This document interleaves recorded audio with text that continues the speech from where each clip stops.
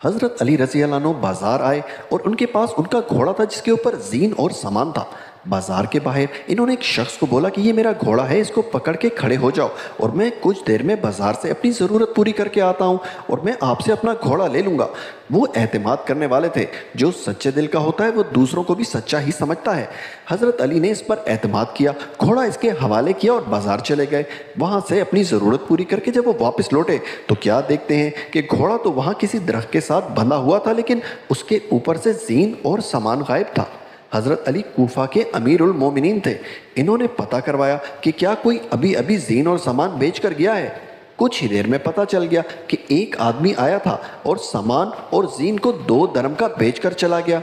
हज़रत अली ने फरमाया कि बंदे ने बहुत जल्दी की, वरना मैं बाजार से सोच कर आया था कि मैं इसे 2 दरम दूंगा, लेकिन वो हराम लेकर चला गया और हलाल को छोड़ गया।